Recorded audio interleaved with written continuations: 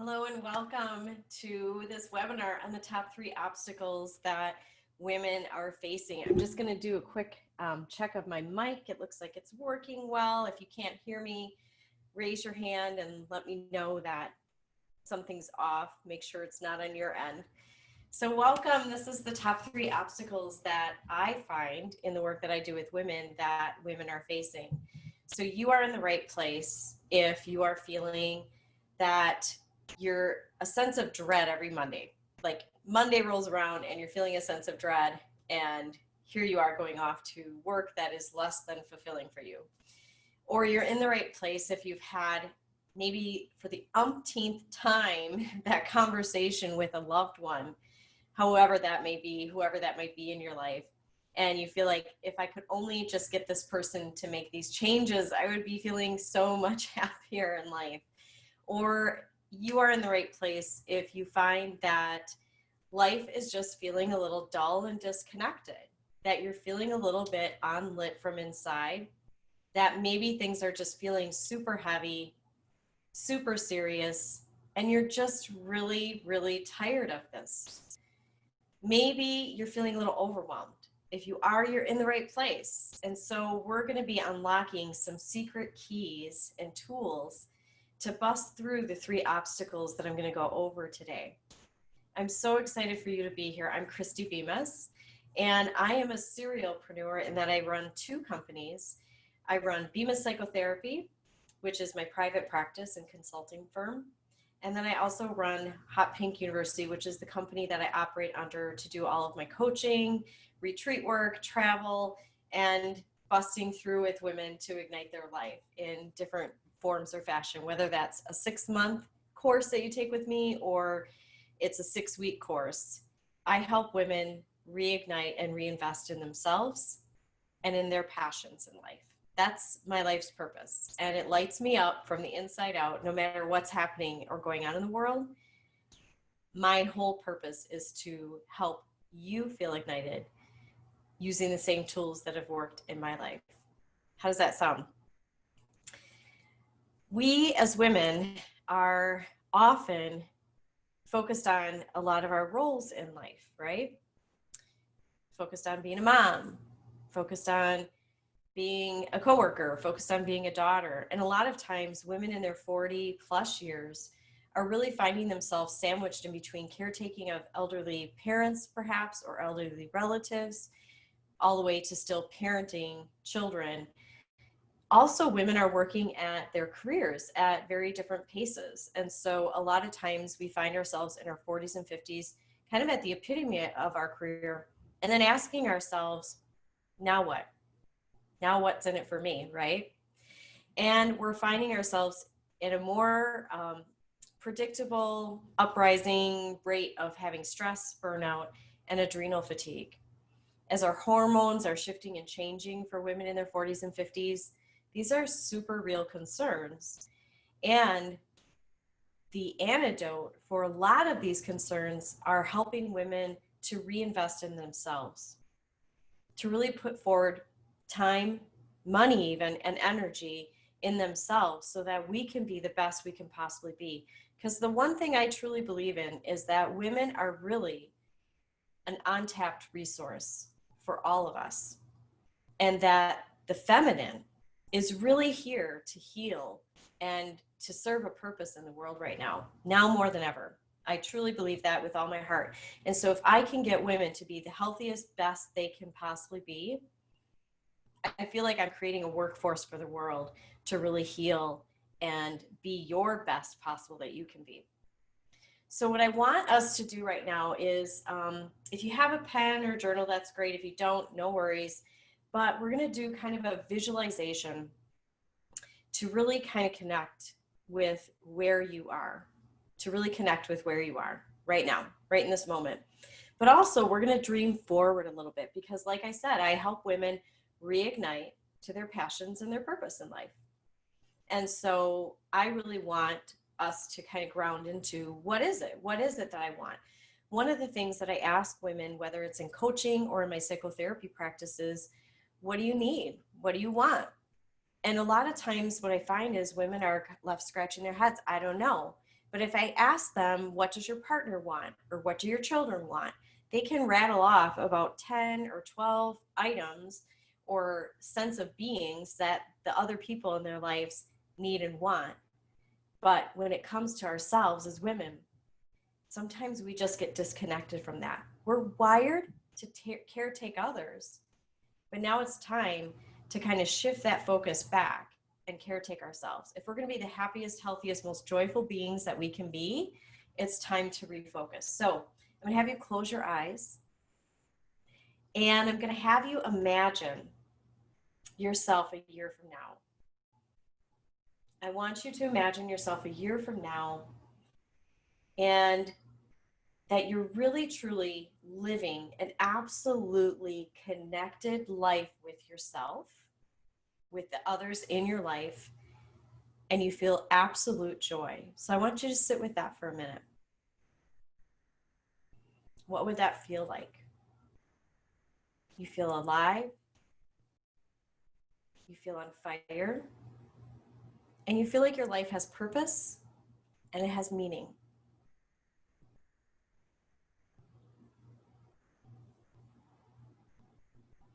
I want you to imagine, where are you in this life that has purpose, meaning, and joy? Are you where you are now? Who are you with? Maybe you're with your current partner or your current relationships, but they're better. The communication's better. The love and joy is better. The connectedness is just simply better and filled with joy and not dread and overwhelm.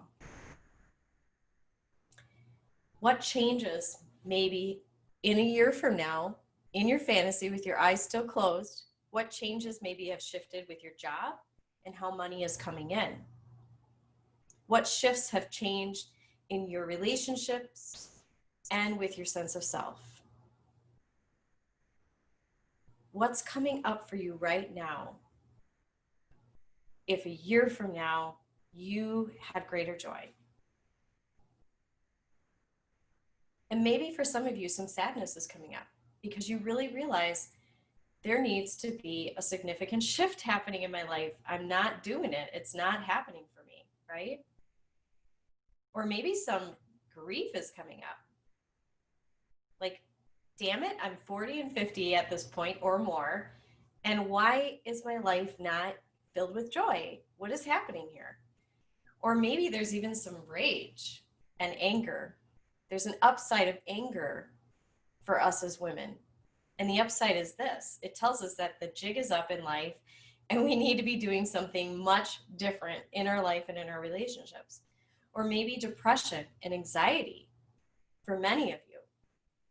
What I find is many women that I work with are absolutely over-medicated, when in actuality, significant shifts and changes actually need to be made in their life circumstances, who they're with, how they're with somebody, and where they're living and how they're living their lives. And that sometimes is super scary. I get that. I've been there. It's super scary. But I want you to ask yourself 4 questions that I ask myself each and every morning. How do I want to be? How do I want to be in this world? What presence do I want to have in this world, right? What do I want to be doing with my day, with my life? What do I want to have? Like, not just beyond the experience of what I want to be doing, but what do I want to have? What do I want to have for material possessions in my life? What do I want to have for fulfillment in my environment and the space around me? And how, this is the most important one, how do I want to be feeling? For me, I recently went to Thailand. Can you see it? And I got a tattoo that reminds me of what I want to be feeling in life, which is joy. And so it's right here, planted on my wrist, and I look at it every day. And I ask myself every day, is this going to bring me joy? Is what I'm doing right now bringing me joy? Is purchasing this material possession right now bringing me joy? Is having this experience right now bringing me personal joy? And if it's not, I have to check in with myself and ask myself, what is up and what do I need to shift and change? Where am I spending my time, my energy, and my money on? And here's the thing, when I say 3 obstacles, most women think I'm going to uncover these obstacles and that's what it's going to be, time, money, and energy. It's not that, ladies. When you say someday I'm going to do that course and I'm going to live my life how I want to, when my kids are older, when they've grown out of the house, when so-and-so is situated, no, that's a myth that we tell ourselves all the time, because guess what? You're living your life today, now, not someday. And so do we want the joy to be in our lives lit up every single day? And I have the antidote for all of this. I want you to stay all the way to the end, because that's where the juice is going to be, okay? The juicy juice. So obviously you've opened your eyes at this point, right? And I want you to think about like what that vision is. And then here I am today, and what's stopping me? Like what's holding me back, or what's getting in my way? Are you having the health that you've always wanted to have and living vibrantly? Are you in incredible relationships, like each and every one? You know, I get relationships ebb and flow and have difficulty, but does it feel like absolute work every single day to have that relationship with your adult daughter, to have that relationship with your partner? Are you making a shift in your career? Are you, when you look at that year from now, are you like, boy, if I'm going to be feeling joy and abundance in life, it's not working this particular way, or with this particular company, or doing this particular task, right? Or maybe you have this dream of repairing your relationship, but what you're really recognizing, if I continue doing more of the same, I'm just going to get more of the same, right? And so how can we live more authentically in all of these areas in life? And I really believe we can. I really believe we can. So back in 2017, I was definitely working a career and a job that was totally inauthentic to me. It was rewarding, it was challenging, but it wasn't really my passion or what was lighting me up. And every Sunday, honestly, I would dread getting up and going to work the next day. I hated Sundays. Sundays felt like the end of fun day, and now I'm going into Monday. And I hated Mondays. And I also was in a relationship with someone where I was completely over functioning and doing all of the things to kind of make it work, make my life work, make that person's life work. Well, the whole time that person was under functioning.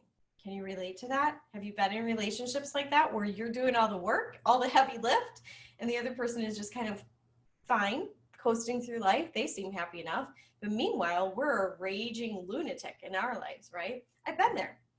And in 2018, I made a very scary leap to leave that particular safe enough job and go out into the world and venture on my own. Owning 2 companies is totally scary each and every day, and totally filled with joy each and every day. I've reclaimed my Mondays. I wake up and I love Mondays. And I've reclaimed my health. I'm actually, and this is going to surprise anybody that knows me, I'm jogging outside at least 3 times a week, and my goal is to get up to 5 times a week of some cardio physical activity so that I can really maintain the absolute health that I need to.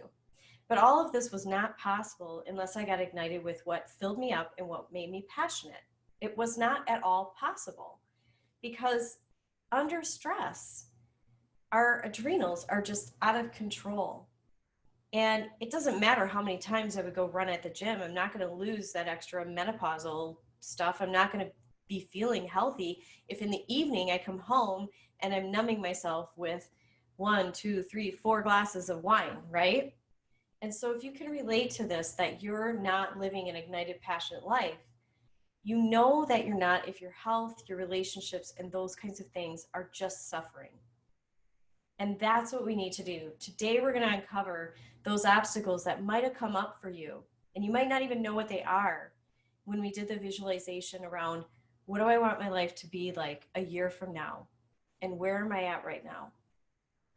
It's incredibly painful to continue to be in the same place. But what I say to all of the clients that I work with is pain pushes us until vision pulls. And so I really want you to think about that. That vision will pull you. But sometimes as women, we need to go through the fire and the pain of what we're currently experiencing and get the support and connection of positive sisterhood in order to move. You can't do this alone. You can't do this on an island, and you don't have to. There's actually support out there that you don't have to be on an island in pain, not working on your dream, not working on yourself, wanting more, but feeling like there's just no way. It's all around connection. Every change I've ever made in my life has not been done alone. It's been done in sisterhood. And sisterhood has always been my most powerful ally in my life, because I create intentional sisterhood, not toxic sisterhood, not broken sisterhood, but intentional sisterhood for all the women that I work with, including myself. So today we're going to uncover the 3 obstacles. And again, they're not that I don't have enough time. They're not that I don't have enough money. They're not like when my kids go off to school, when my parents are, maybe even, I've even heard women say when my parents are deceased, like I need to take care of them. And they're kind of maybe on their last year or two. And it's like, well, that's a really long year or two to hold your dreams out there. How can you fight for yourself? How can you stay true to your passions? The other obstacle sometimes people say is I have to ask my partner. And I totally get that. And I really help support women to have those relationship conversations with their partner so that you are really fighting for your passions and you're saying, this is important to me. And this can actually translate to being important to us. Because if I'm feeling well fed, if I'm feeling passionate and filled, I will take much better care of all of my relationships in life, right? And so all of these obstacles are really things that are outside of yourselves. And so what I'm suggesting to you is that these obstacles that I'm going to talk about today are actually within your control, and they're actually inside yourself. And so that's a super powerful thing. So I'm also we're going to go through the 3 obstacles first, and then I'm going to go through the solutions. So first we're going to dive into the 3 obstacles and then stay all the way, and we'll go through some tools. This is not like a webinar where it's like I'm selling you something. This is a webinar where you're actually going to take a tool today and be able to use it today. So I want to make sure that that's super clear. The first obstacle, drum roll, the first obstacle is control. I know you might be scratching your head like, what is she talking about? Here's the thing. A lot of times when I first am starting to work with women, and this, you might be able to relate to this, is they come in and they're like, my partner needs to be doing X, Y, and Z. How can I get him or her to do that? And the shift that needs to be made is, wait a second, what that's totally not in your control to get your partner to do something or to make them do something. What is, however, in your control is you. And the shifts that you make in your life and in your relationships, whether they're with coworkers, family members, partnerships, any of those kinds of shifts, the shifts you make in yourself, when you start showing up differently, your people, whoever those people are, will have no other choice but to show up differently themselves. When we focus on others, that's that feminine wiring thing. We want to protect, caretake, control, fix. And a lot of times we mask controlling other people with, I'm just trying to help you. I'm just trying to make your life better. I call out bullshit on that. You are trying to control and make sure that they're doing something that makes you feel a little bit better. And nobody likes to be controlled. And so this is an obstacle because we spend all of our time and energy, our greatest commodities, time and energy, and sometimes even money, on the wrong things, on others. And this is why women are not investing in themselves often, because they'll go out, a lot of women that talk to me about coming to a retreat, let's say, they will go out and buy a $500 hockey stick for their son, I'm a mom that bought those kinds of hockey sticks, so I know. But they won't spend that money on themselves for either coaching, support, retreats, or personal pleasure. I was the mom that bought the hockey stick and the pleasure. Always. I always traveled. I always went on the retreat if it was within my alignment and my intention. And sometimes that meant I had to say no to something else in a child's life or in a partner's life or in my own life that was filling me up, but not in the right way. Okay. And so we're going to talk about the solutions to this obstacle, but that's the first one, is this control thing. And so I've developed 4 quadrants of control model that really illustrates this well. And I'll share it with you in an email after this webinar, where it really shows the various ways that we can show up in control and not in control. So I want to share that with you. Obstacle number 2. I love this one. Very near and dear to me. Is assumptions. Okay. And I know this seems weird because there's that old, I think, adage out there that talks about when you make assumptions, you make an ass out of you and me, right? Okay. Well, here's the thing with assumptions. We make a lot of them. In fact, women, way more than men, have 2 cognitive distortions. There's 10 of them total. They have 2 that are most prevalent to them. And one is mind reading and the other is fortune telling. Mind reading is like this.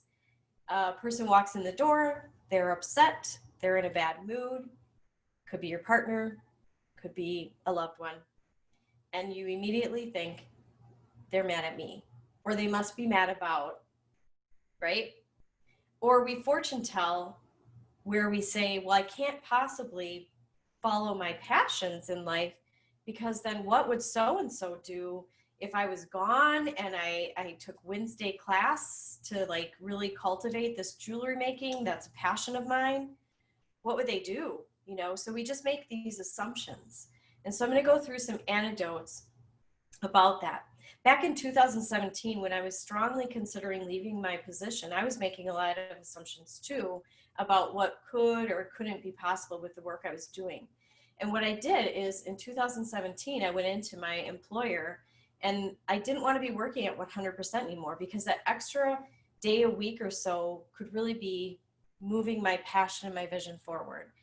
But I thought as soon as I asked for 80% or 60%, whatever that would be, they're going to want to replace me. I'm not going to have a job. And I can't take that financial leap to leave a job with benefits right now because I don't have something else in place. But if I didn't ask, if I just assumed that's not possible, right? Then I would continue getting what I've always gotten, which was hating my Mondays, going to work. My health was super suffering. So if you're not following your passions and you're having health issues, ding, ding, ding, my health every other month, I was having a major bronchial issue. Part of it was working in cubicle world, but part of it was my immune system was so cruddy because I was not living in my passion and joy, and I was on chronic stress. Chronic distress causes inflammation, right? And so I asked, and my boss was like, yeah, when do you want to start? At 80%. Sign the paperwork. It was that easy, that easy. So if you don't ask, you'll never get, right? I also really wanted to go in 2016. I was on this job brand new, and I wanted to go out to this training for women in leadership roles. And I thought, well, I don't have any more vacation. I don't have any more, like, nothing. And so I went into my employer and I just said, could I just take some time without pay? Because I really want to go to this women in leadership. Not only did I get the time off, but I got it actually with pay because they felt the training reflected the work that I was doing at the time. They paid for my lodging and they paid for my airfare. If you don't ask, it'll always be no. And so a lot of times we move through life and we say people's no for them because we're making assumptions on what is their boundary, when really all you have control over is your own boundary and your own ask. And so I'm going to give you the solution, one of the solutions, there's many, but the solution that I love for making assumptions in life. Okay? All right, last one, and this is my most favorite. I saved the best for last.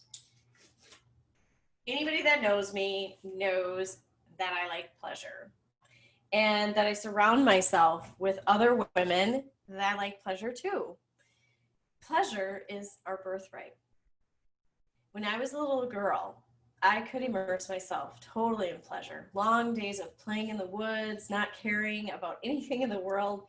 But for some reason around my teenagers, and maybe you can relate, it felt like being an adult was equated to seriousness, that play and work were concepts that don't intertwine, and that hard work required play later. Hard work first, reward later. Both of my parents were super hard workers. They worked in a paper mill. My dad was a pipe fitter. My stepfather was a manager in a paper mill, and my mother was in a supervisory management position when women were not in supervisory management positions in paper factories, right? And so they didn't teach me though. Like they taught me hard work, and I really value that because I am a super hard worker, but they didn't teach me to keep playing really well. And that playing was this reward, something you got after a hard day's work. In fact, my dad would have me crush a whole driveway full of cans, aluminum cans, soda cans, beer cans, whatever, with a mallet all morning long on a Saturday morning that was super sunny, gorgeous, beautiful sky. And I would be out there crushing cans because my reward could be that we would then go to Lake Emily to go swimming. And so it was embedded in me at a very early age, and it probably is for you too, that pleasures last, or that pleasure is for youth, or that pleasure is something that you can't attain, that it's just unattainable. Have you ever started a meal eating the dessert first? I challenge you in the next week to do that, to order that chocolate cake, gooey, ooey chocolate cake in a restaurant and take a bite. You don't have to eat the whole thing, but you can if you want. But to take a bite before you even start with your meal. It's super luscious, and it starts to rewire your brain around how you think about pleasure. So pleasure comes first. And that's what I teach women, because a lot of times we have it, like I said, ass backwards, and that's not good for our health or our wellness or the people in our lives at all. Okay, so now the solutions. I'm going to share with you some key tools that you can take away and use right away today. And these are all just the tip of the iceberg. A couple times a year, I work with a group of women in a 6-week course, and we take a much deeper dive. And so if that's of interest to you, awesome. I also work with women. I love working with women over the course of 6 months, because the transformations that are possible in 6 months are life-changing. They're amazing. So like I said, I'm going to share with you my 4 quadrants of control. I'm going to see, let's see if I have.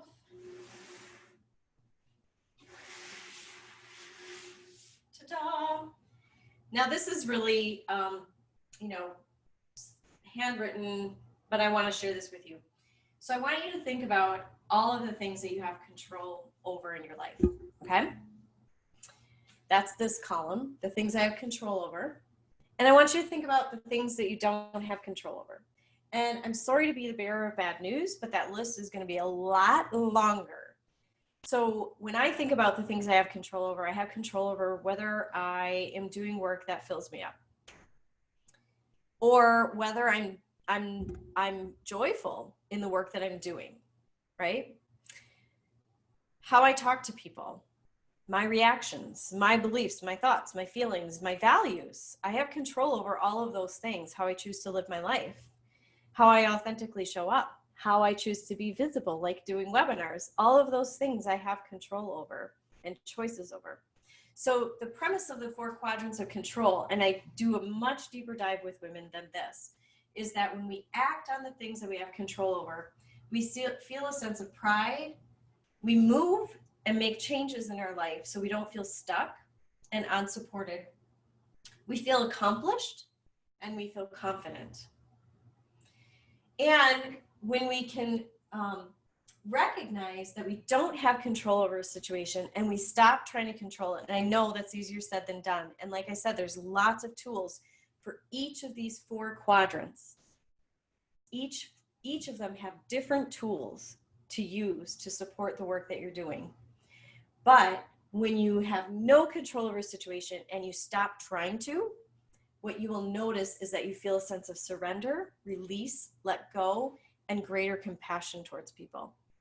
Every single time I've worked with women to move more into this, what I call quadrant 4, 1, 2, 3, 4, every single time that I work and support women to move into this, this is how they feel. You know that you're not functioning in quadrant 1 and 4, which is where we want to be functioning, if you're feeling any of these feelings: angry, frustrated, dependent on somebody, depressed, anxious, stuck, all of those feelings, right? Then you know you're in quadrant 2 and 3, meaning you have no control over a situation and you're totally trying to. If I could just get my partner to do this, then I would be XYZ. I would feel joy, right? When my kids graduate from school, then I can finally pursue that. These are the feelings you're going to have, though, when you have no control over a situation, you try to. The other piece is when you have control over a situation, I could get up on a Monday morning and go for my run, or I don't. I have control over that every single day. In fact, it starts on Sunday, how I take care of myself and whether I get enough sleep, right? So I have control over that, but if I don't act on it, and if I talk myself out of those things, if I don't do it, here's where I'm going to end up feeling depressed, anxious, stuck, and totally frustrated with life. So I get like this is just a glimpse of all the things that are possible. But this is the first tool that I really want to share with you to be considering over the next couple weeks is, what do I have control over and what don't I? What do I have control over and what don't I? And if you start noticing any of these feelings that I pointed out here in the red, you probably are trying to control something you have no business controlling, or you're not doing enough of your own shit. Focus on self. That's all you have control over, right? So now we go to assumption number 2. I want to give you a tool for that. Number 2 obstacle is assumptions. And so the tool for that, and I know this sounds simple, but it's one word. It's leading your life with one word, and always one word, and that word is curiosity. I know that we've been cautioned to not be curious because it killed the cat. I'm telling you to be curious because it ignites the woman, okay? Your curiosity will keep you lit up, will keep you challenged in relationships, and will keep you out of this obstacle that is totally stopping you from living a totally passionate and ignited life. Trust me. So here's what assumption leading sounds like. I know why you're doing what you're doing. This is just like last month, right? Are you mad at me? You must be mad at me. This is just like the time you did this, right? When we lead with curiosity, it sounds more like this. Tell me more. I want to hear more. And it's done, can you recognize it's done a little bit more compassionately, right? Help me understand this better. So you're really leading with what you want to know better, right? Help me understand where you're at. I'm missing something here. Can we dive in a little deeper together, right? I would like to know more about what you're feeling, about what you're thinking, and what you're believing. Can we have a conversation around that? I'm not sure what the answer will be, but I have to ask. Just like the stories that I illustrated when I was working on a job that was less than fulfilling and passionate for me. If I didn't ask, the answer was always no. And a lot of times we don't ask in our relationships or ask for the changes or boundaries that we need because we just assume the person's not going to meet us anyway. But here's the thing. If you don't ask, it's always going to be unmet. So what if you asked? It gives you data then to make a more informed decision if the answer is no, right? And tool number 3 is my pleasure tool. And you know how much I love pleasure. And so it's starting this week of really noticing, what are you focusing your time, money, and attention on? And are those things bringing you pleasure? How dare you earn money, right, and spend it on yourself? That's what we say all the time as women. How dare you take a full day for yourself? That's selfish. Like, we're taught that as women. But the analogy that I love to always use is, when the airplane's going down, the pilot says, put your own oxygen mask on first. And it's true. You have to take care of yourself fully and completely before you can be fully and available and present to your relationships and your life, right? And that's through pleasure. Pleasure heals. It releases good endorphins. It releases serotonin. It releases the feel-good bonding chemical of oxytocin. It's what connects us to other people, and it's through pleasure. And pleasure can be all kinds of things. When I work with women in month 2 of my 6-month program, we spend a whole month on pleasure. A whole 30, if the month is 31 days, right? On pleasure, just pleasure mapping. What would give me pleasure for 5 minutes? What would give me pleasure for an hour? How can I plan a pleasure date with myself? Like, those are all tasks that I work with women to really dive in deep and do. And what I notice is significant shifts are made. Just the other day, I was working with a woman on her passion list and what would ignite her. So I have a personal tool that I dive in 30 minutes with you to go through and ignite your life, personal assessment and planning. And it's a free 30 minutes. I offer it to anyone that wants to take me up on it, because it will change your life just in that 30 minutes. And so I was working with her on cultivating her top 3 passions in life. And what was difficult for her was that so many of her passions she felt like were connected to her partner or her children. I let her keep those on the list, but then as we went through the list and she decided and prioritized and clarified really what her top 3 passions were, there was nothing in those top 3 passions that had to do with anybody else but herself. They impacted the other people in her life. The things that she wanted on her list for other people would happen by her working on her top 3 passions for herself. But it was through that work that she would do on herself of igniting her passions, not igniting somebody else's passions. And that's what's super powerful.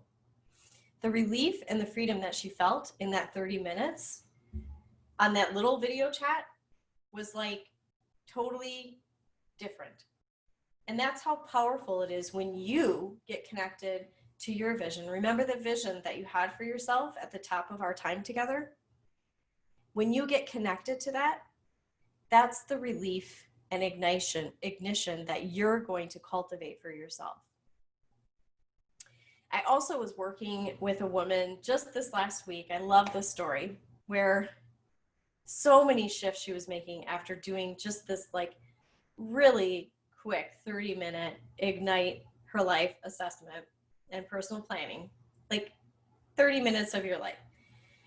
And here she had been pouring years of effort into her partner and trying to get him to function at a higher level.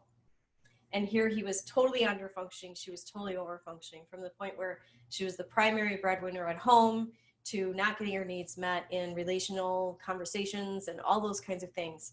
And she was seriously thinking about leaving her relationship because it was just that miserable. And she couldn't get her husband to make the changes that she needed him to make to be happy. In 30 minutes, we did an Ignite Your Life personal planning and assessment. And I would say we did that a month and a half ago, 6 weeks ago. In 6 weeks, here's what she said to me in our last session. This sounds weird, Christy, but I'm actually falling in love with myself. And I was like, honey, that ain't weird. Like that's what I want for you. That's what I want for every single woman that I work with, because the number one relationship that we cultivate in order to reach the dreams and the vision that you had is with yourself. So that was beautiful. I was like, yes, yes, yes, and more, right? And here's the thing, it was impacting her focus and her attention. Last Sunday, when she was upset with her partner and her adult son, who was all living at home with her, instead of focusing all day long that time and energy on that, she got up, she walked over to her piano, and she just started playing. And then she left and went on a date with herself and started writing. All from refocusing her attention on the things she could control and taking good care of her pleasure and not making assumptions about the people in her house that they must be, we psychoanalyze everybody in our lives, right? And she just stopped doing that. Like, I don't have control over what's going on in their journey. I only have control over me. And so the shifts when she busted through these obstacles are absolutely amazing. So that's my passion. That's my purpose on this planet. And so my offer for you would be to take me up on my offer, which is to hop on a consultation with me for 30 minutes and ignite your life. Find what fills you up. Find what's passionate again. Get clarity on your top 3. A lot of times as women, we have like 10, 20 passions even. And it's like, but I don't have time for all of them. Well, the work that you do with me will get you to your top 3, because you only have so much time and energy. And I really want you to dig 3 holes really, really deeply and well in your life, instead of trying to dig 10 holes and they're all shallow. Okay. And so this is the ask. This is the offer, which is step on www.hotpinkyou.com/consult. And you'll be right immediately accessing my personal calendar and fulfilling my own personal passion and purpose in life, which is helping guide you to find your own personal passion in life. So if this sounds like a journey you desire, let's connect. Let's dive in deeper. This won't happen. Your vision that you had at the top of our time together, what do you want to feel? What do you want to do? What do you want to be? What do you want to have? Those questions won't get answered if you continue doing more of the same. And here's what I know, what's just true in my life. When I surround myself with other positive, incredible, passionate women, I find that I'm much more positive, incredible, and passionate myself. And that we don't have to do this alone. That there is help and support. And every single time I have said yes to myself and I've invested my time and my energy in me, it has always, always, always paid off. So what are you waiting for? Let's dive in deep and really get to those top 3 passions you have in your life. Bust through these obstacles of control, assumptions, and putting pleasure last, and really dive into an ignited life that you feel good about waking up to every day, because I want your next years to be your absolutely most awesome years yet.